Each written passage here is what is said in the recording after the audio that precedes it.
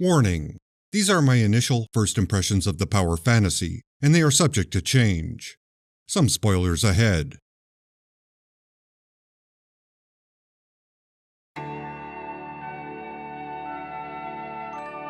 Hello and welcome.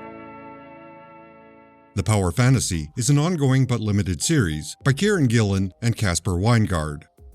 Previously, the two creators collaborated on Peter Cannon Thunderbolt. That 5-issue limited series critiques formalism, which is the visual mechanics of a comic book page, and used it as a type of conceptual magic. In simplified terms, it's about the effects of Watchmen and the adherence to a specific format. Simultaneously, it's a homage and a satire of that influential graphic novel. In essence, it's a talking point. It's not the final word on the topic. It's a point of discussion for others to debate and examine. The Power Fantasy seems to have a similar exploration vibe. It's an examination of morals and ethics, or morals versus ethics, as illustrated by the very first line on the very first page. The two main characters, Etienne and Valentina, discuss the merits of assuming control of the world. This sets the tone for the series. It's the theme that will be explored. For the record, Etienne supports ethics. This is made abundantly clear in the series.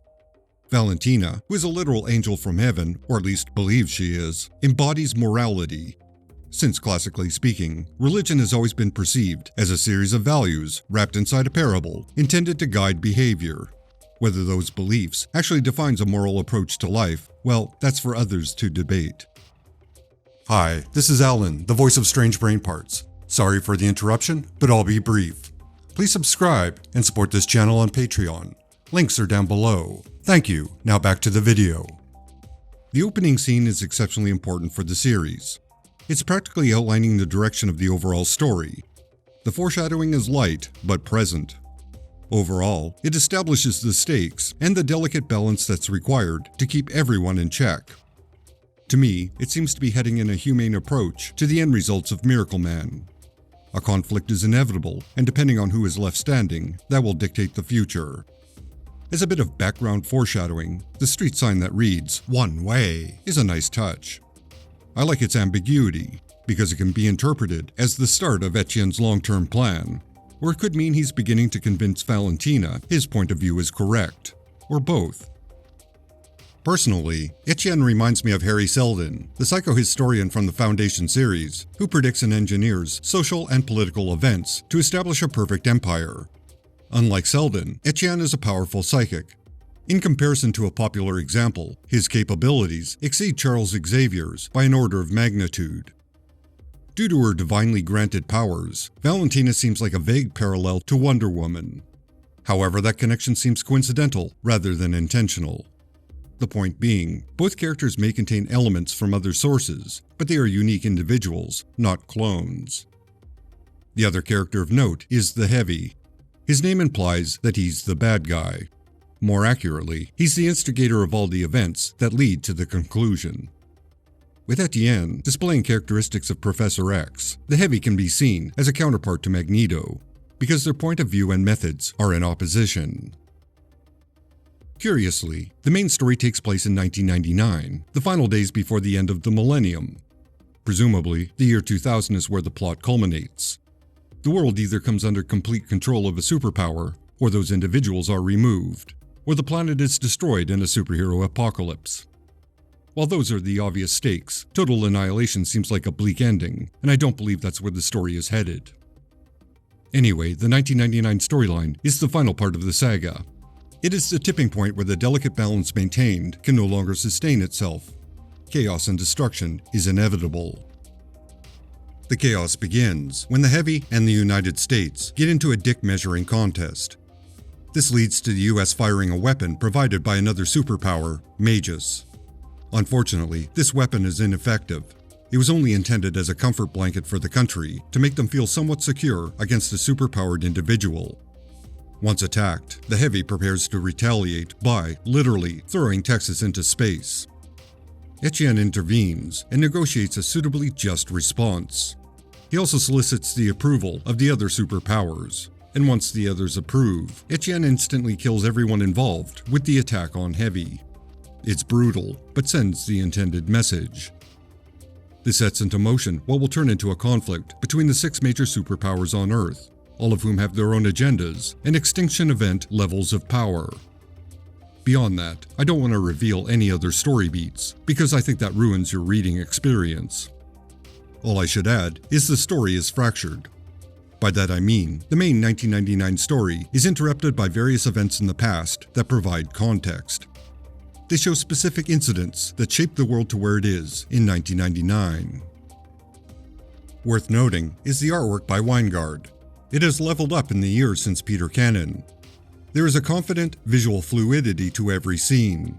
And being the colorist and inker, there is an amazing level of continuity and atmosphere. It's impressive artwork that isn't flashy and overbearing like a typical superhero comic. It's grounded while also being fantastical and expressive. The subdued color scheme shows a level of maturity that is impressive. Presumably, Wijngaard works digitally, and he's one of the few artists that has found a style between traditional pen and ink artwork and the control and manipulation allowed by the digital landscape. He's found a balance that simply works. I cannot say enough good things about the artist. My hope is that Gillen arrives at the end after, roughly, 3 years or less. So far, it's been a whirlwind of establishing context and setting up the main story and characters, all of which is satisfying.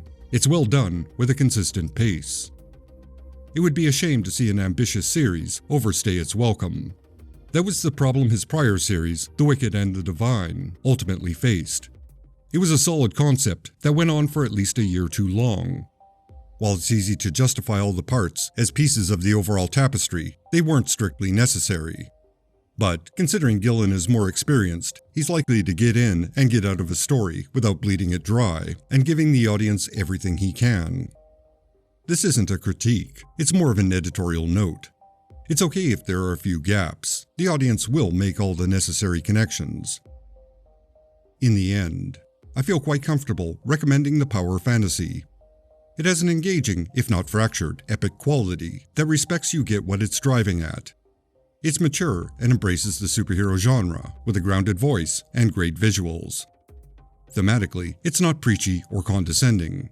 It may be a touch pretentious, but I live in that particular glass house at times, so I'm not picking up any stones here. Thank you for watching. Thanks to all my fine supporters on Patreon and YouTube. Your ongoing support makes it possible for this channel to continue. I appreciate every single one of you. Please subscribe if you've not already. Leave a comment and a like. I try to keep ads and self-promotional bits like this to a minimum, so if you can, consider directly supporting this channel on Patreon. Extra special thanks to Spencer Estes, Green Man, Constant Disappointment Records, Jeff Nicholson, Sickin, Francis De La Cruz, Russell Bull, John Nyukes, Andrew Barton, Odin Ashcroft, Ruby St. Dennis, Phil Sagan, Edward Clayton Andrew, Corey Drew, Brian Deaton, Tom Granis, John Gaunt, James Graham, and Matt Marino. You are all justified and ancient.